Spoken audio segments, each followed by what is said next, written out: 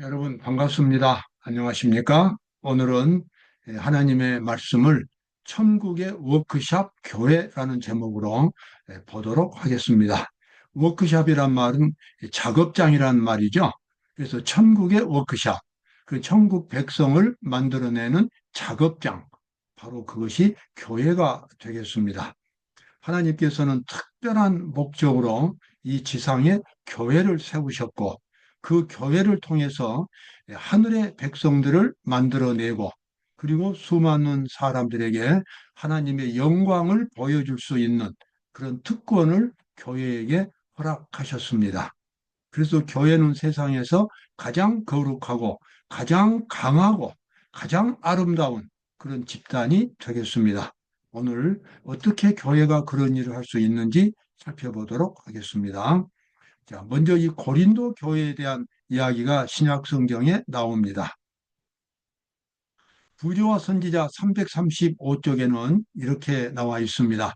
바로 시내산 기슭에서 사탄은 하나님의 율법을 전복하려는 자기의 계획을 실천하기 시작했다. 그렇게 해서 그가 하늘에서 시작한 똑같은 사업을 추진했다 그랬습니다. 참 이거 정말 우리가 이걸 어떻게 생각해야 되겠습니까? 지금 시내산에서는 하나님께서 천만 천사들과 함께 시내산에 내려오셔서 하나님의 율법을 이스라엘 백성들에게 선포하셨습니다. 그리고 모세를 하늘로 시내산으로 부르셔서 하나님의 손으로 직접 쓰신 십계명 두 돌비를 주셨고 그리고 이 십자가를 상징하는 죄인들이 하나님의 율법을 지키는 데 필요한 능력을 받을 수 있는 십자가의 능력을 말해주는 성소 제도, 짐승을 잡아서 제사를 드리는 성소 제도를 하나님께서 모세에게 주고 계셨습니다. 그런데 그래서 이제 이스라엘 백성들은 하나님의 거룩한 백성들이 되었고, 그래서 하나님의 백성들로서 이 세상에서 다른 사람들에게 하나님을 나타낼 수 있는 고귀한 국가가 된 것입니다. 그래서 이 시내 산에서 하나님께서는 이스라엘 백성들과 함께 언약을 맺으셨습니다. 언약이라고 하는 것은 하나님의 약속을 의미합니다. 이스라엘 백성들은 이제 하나님의 율법을 지키기로 했고 하나님께서는 이스라엘 백성들이 율법을 지킬 수 있도록 만들어 주겠다고 하는 약속을 하신 것입니다. 바로 그것이 언약입니다. 그런데 놀라운 것은 하나님께서 이렇게 이스라엘 백성들과 함께 언약을 맺으시는 그 현장에 여기 누가 와 있습니까? 사탄이 와 있습니다. 그 앞에 사탄이 와가지고 이스라엘 백성들을 유혹하는 것입니다. 끊임없이 마음에 최면을 걸기 시작하는 것입니다. 그가 하나님 궁정에서 하나님의 율법을 폐기했던 바로 그 일을 이제는 시내 산에서 하나님 앞에서 이스라엘 백성들을 통해서 하나님의 율법을 무너뜨리는 일을 지금 하고 있는 것입니다. 여러분, 그렇습니다. 사탄이 언제 어디서나 언제나 그는 하나님의 백성들을 공격할 수 있습니다. 시도 때도 없이 공격할 수 있고, 그리고 언제 사탄이 가지 못하는 장소는 없습니다. 오늘 우리가 아무리 경건한 예배를 드린다 할지라도 그곳에 악령들이 와서 볼 수 있고 사탄의 능력이 역사할 수 있습니다. 그래서 교회는 사탄이 가장 맹렬하게 활동하는 장소가 되겠습니다. 대쟁투가 하나님과 사탄 사이에 대쟁투가 치열하게 전개되는 장소가 하나님의 교회인 것입니다. 사탄은 그렇게 담대하게 무례하게 하나님의 백성들을 하나님이 계시는 그 현장에서 유혹을 해서 타락시키는 일을 지금까지 해왔습니다. 백성들이 그처럼 완전히 타락했다는 것을 스스로 보여주고 그들 스스로 엄숙하게 반복했던 충성의 맹세까지 잊어버렸기 때문에 사탄에 한번 감동을 받으면 머리가 그냥 하얘지는 것입니다. 일종의 최면에 걸리는 것입니다. 그러니까 자기가 죄를 지어도 죄가 별것 아닌 것처럼 보이는 겁니다. 나중에 죄를 짓고 나서야 그때부터 이제 죄의 고통이 시작이 되지만 죄를 짓기 전에는 죄가 얼마나 무서운 것인가를 모르는 경우가 대부분입니다. 사탄은 이렇게 하나님의 백성들을 공격함으로써 마침내 그들이 타락하게 되고 하나님께서 그들을 완전히 버리실 것이라고 하는 것을 그가 기대를 했습니다. 그러나 그 후에 되어진 이야기에 보면은 하나님께서는 다시 그들을 광야로 인도하셔서 38년 이상을 광야에서 지나게 하고 그들을 훈련하셨고 그들의 후손들이 가나안 땅을 다시 점령하는 그와 같은 역사를 계속하셨습니다. 하나님께서는 결코 하나님의 백성들을 버리는 일이 없습니다. 근데 이와 똑같은 문제가 고린도 교회에 발생하고 있는 것을 보게 됩니다. 이는 다름 아니라 너희가 각각 이르되 나는 바울에게, 나는 아볼로에게, 나는 게바에게, 나는 그리스도에 속한 자라 하는 것이니. 자, 이 사도 바울이 고린도 교회를 세우고 이제 다른 데로 전도하기 위해서 한동안 떠나 있었습니다. 근데 그 사이에 사탄이 이 교회 안에 들어와 가지고 사람들의 마음을 타락시킨 것입니다. 그리스도의 십자가의 정신으로 서로 사랑으로 하나로 연합을 해야 되는데 서로가 시기 질투하면서 교회에서 분쟁이 일어나기 시작했습니다. 그래서 어떤 신자들은 뭐라고 말합니까? 나는 바울이 최고라고 생각한다. 어떤 신자는 아볼로다. 나는 아볼로파다. 여기서 나는 게바다. 게바는 베드로입니다. 베드로는 그 당시 예루살렘에서 최고의 지도자의 위치에 있었습니다. 또 어떤 사람은 나는 그리스도에 속한 자라 하는 것이니 이 파가 갈라져 가지고 서로 싸우도록 하는 것입니다. 어떻게 이렇게 됐겠습니까? 사탄이 교회 안에 들어와 가지고 사람들 마음속에 서로 시기 질투하는 정신을 불어넣었고 그래서 그들이 이렇게 서로 분리가 된 것입니다. 왜 이렇게 사탄의 감동을 받았을까요? 그들이 열심히 하나님을 찾지 않았기 때문에 그렇습니다. 하나님의 말씀에 평소에 늘 충성을 다했다면 이런 일들은 생기지 않습니다. 매일매일 새롭게 하나님께 헌신하고 하나님의 말씀을 깊이 연구하고 기도하고 하나님의 말씀을 생활 속에서 실천하고 영혼을 구원하는 그러한 일을 열심히 한다면 하나님의 보호를 받기 때문에 이런 악한 감정이 생기지 않습니다. 그러나 나태하고 방종할 때에 사탄이 들어와서 사탄의 일을 하는 것입니다. 사도행전 299쪽에 나와 있는 말씀입니다. 원수가 심었던 가라지들이 곡식 가운데 나타나 악한 열매를 결실하기 시작했다. 이때는 고린도 교회로서는 맹렬한 시련의 때였다. 아주 교회가 이제 큰 위기에 빠진 것입니다. 바울이 그렇게 애써서 만들었던 그 교회가 이제는 사탄의 교회로 그렇게 변질될 가능성이 있었습니다. 사탄은 언제 어디서나 하나님의 교회를 공격하고 하나님의 사업을 무너뜨릴 수 있습니다. 사탄은 여러분과 저에게도 시도 때도 없이 공격할 수 있습니다. 우리가 이 지상에 살고 있는 한, 사단이 지금 활동하고 있는 이 세상에 살고 있는 동안은 우리는 결코 방심할 수 없습니다. 우리는 사탄의 세력과 싸워야 하고 죄를 이겨야 하고 끊임없이 그리스도께 굴복하고 자아가 그리스도 안에서 부서지는 경험을 매일매일 갖지 않는다면 스스로 설 수 있다고 생각한다면 그다음부터는 사단의 노예가 되어버리는 것입니다. 사도행전 299쪽에 나와 있는 말씀입니다. 고린도 교인들은 가장 유혹적인 형태의 우상 숭배와 호색에 둘러싸여 있었습니다. 그들이 정말 방심한다면 그들은 언제고 다시 과거의 종교인 우상 종교에 빠질 수 있고 하나님을 버릴 수가 있었습니다. 역시 같은 사도행전 299쪽입니다. 점차로 많은 사람들은 부주의하고 무관심하여 그들을 지배하려 타고난 취미의 경향에 빠졌다. 여기 부주의하고 무관심했다는 것, 바로 이것이 사탄의 세력이 들어오는 문을 열어준 것입니다. 그들은 끊임없이 이 하나님의 말씀으로 벽을 세워야 하고 방패를 가져야만 됐습니다. 끊임없이 그리스도께 기도해야 하고 그리스도의 영감이 그리스도의 의의 정신이 마음속에 들어오도록 마음을 하나님께 드리는 일을 계속 했어야 했습니다.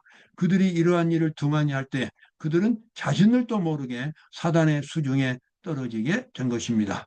여러분 그 해결책은 무엇일까요? 여기 지금 사도행전 298쪽에 나와 있습니다. 바울은 모든 영혼들이 그들을 끊임없이 기만하고 함정에 빠뜨리고자 예수는 악의 대리자들과 싸워야 할 투쟁에 대하여 잘 알고 있었습니다. 바울은 대쟁투에 대해서 잘 알고 있었습니다. 언제 어디서나 사탄이 하나님의 교회를 공격하고 하나님의 백성들을 타락시킬 수 있다는 것을 바울은 잘 알고 있었습니다. 그래서 그는 한시도 방심하거나 게으를 수가 없었습니다.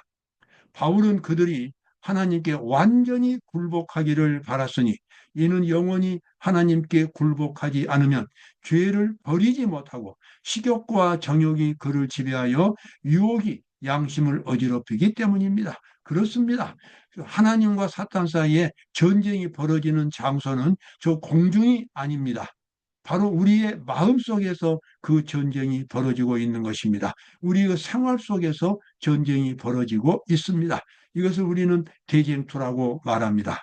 이 대쟁투에서 이기는 방법은 완전히 그리스도의 능력을 힘입는 것인데, 그리스도의 능력을 힘입으려면 하나님께 완전히 굴복해야 하는 것입니다.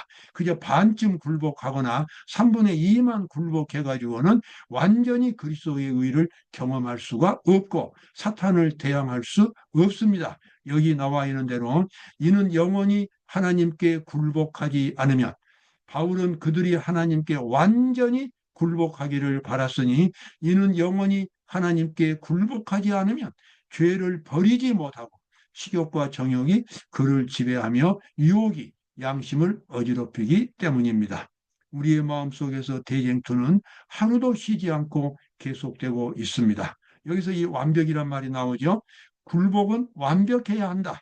죽기에 완전히 굴복하는 모든 나약하고 의심하며 투쟁하는 영혼들은 그들로 승리하게 할 수 있는 대리자들과 직접 접촉하게 됩니다. 여기서 대리자들은 천사들을 가리키는 것입니다.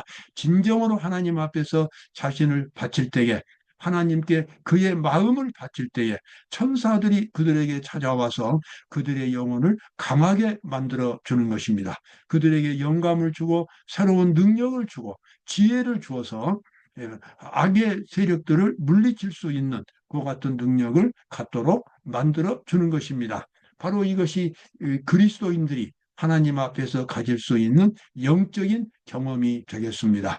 그리스도인이 된다고 하는 것은 교리적으로나 또는 교회적으로 어디에 소속된다는 것이 아니라 근본적으로 이렇게 그리스도와 마음의 교제를 갖고 그리스도의 정신으로 채워지는 것이 바로 그리스도인이 된다는 그런 실질적인 의미가 되겠습니다. 사도행전 299쪽에 나와 있는 말씀이죠.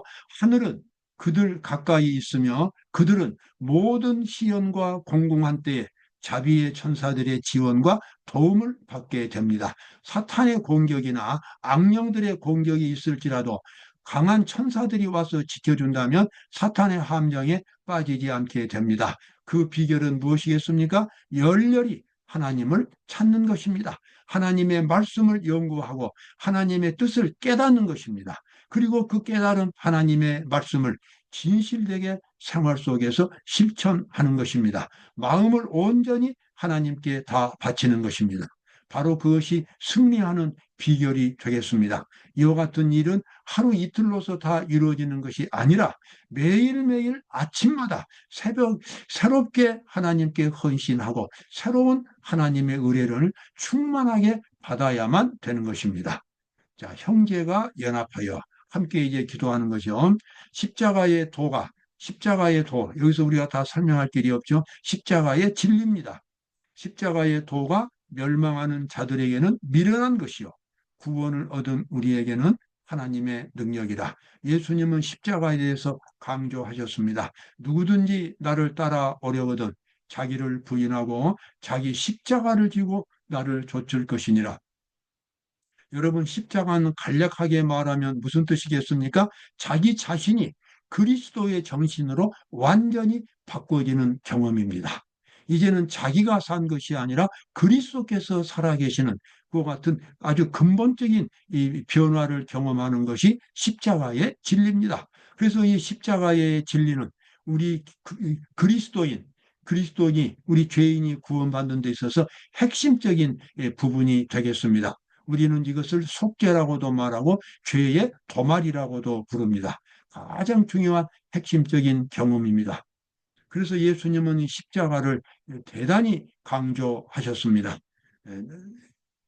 너의 의가 누구든지 예수님은 이 십자가의 도를 하나님을 믿다가 십자가를 등한히 하거나 십자가를 외면하는 일이 가끔 있다는 것을 아시고 아주 강조하셨어요. 소금이 만일 그 맛을 잃으면 무엇으로 짜게 하리요? 십자가의 정신을 어느덧 외면하거나 잊어버린다면 그 사람은 겉으로는 똑같은 신자지만 속에는 이미 소금이 아닌 그리스도의 의가 아닌 죄가 그 사람을 지배하고 사탄이 그 사람을 최면을 걸 수 있는 준비가 되어가는 그러한 과정에 있는 것입니다. 소금이 만일 그 맛을 잃으면 무엇으로 짜게 하리요?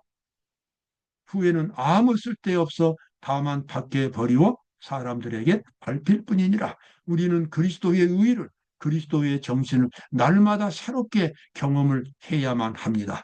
그렇지 못하면 우리는 너무도 자연스럽게 당연하게 사탄의 수중으로 떨어나 빠져 들어가기 때문에 그렇습니다. 여기 고린도전서 1장 18절에 나와 있는 말씀 다시 읽어드리겠습니다. 십자가의 도가 십자가를 경험하고 십자가의 진리를 마음속에 새기고 십자가를 생활의 기본으로 삼는 것이 십자가의 도입니다. 십자가의 도가 멸망하는 자들에게는 미련한 것이요 구원을 얻는 우리에게는 하나님의 능력이라. 아멘. 그렇습니다. 그리스도의 생애와 그리스도의 생애와 죽으심으로 말미암아 사람들의 생각이 또한 백일화에 드러났습니다. 그리스도의 생애와 죽으심 바로 십자가지요. 우리 자신의 죄악적인 모습이 가장 분명하게 드러나는 장소는 십자가 앞입니다. 십자가 앞에서 자기 자신을 분명하게 사람들은 볼 수 있게 됩니다. 그래서 이 천국에 가기를 원하는 사람들은 십자가를 깊이 이해하고 끊임없이 그것을 새롭게 경험하는 사람들입니다. 십자가는 예수님의 정신이고 하나님의 본질입니다. 하나님이 어떤 분인가를 우리는 십자가, 즉 그리스도께서 죄인들을 위해서 대신 죽으시는 그 십자가의 모습에서 하나님의 모습을 가장 분명하게 봅니다. 그리고 우리가 어떤 신앙생활을 해야 할지도 십자가를 통해서 가장 분명하게 볼 수가 있습니다. 십자가는 모든 죄인들과 의인들의 마음의 그 본색을 그대로 드러내 줍니다. 예수의 생애는 사람들의 목적을 드러냈습니다. 예수께서는 하늘의 진리를 가지고 오셨는 바 성령의 음성에 귀를 기울인 모든 사람들은 다 그에게로 이끌렸습니다. 십자가의 거룩한 진리, 자아가 죽고 오직 이타적인 사랑의 정신만으로 십자가의 거룩한 정신이 아름다움을 느낀 사람들이 예수님께 끌려왔고 그들은 예수님을 통해서 십자가의 정신을 경험했고 그리고 영생을 얻게 되었습니다. 여러분 오늘도 귀한 하루가 되시고요. 십자가의 정신이 오늘 여러분과 저를 인도하는 그런 귀한 하루가 되시기를 바랍니다. 감사합니다.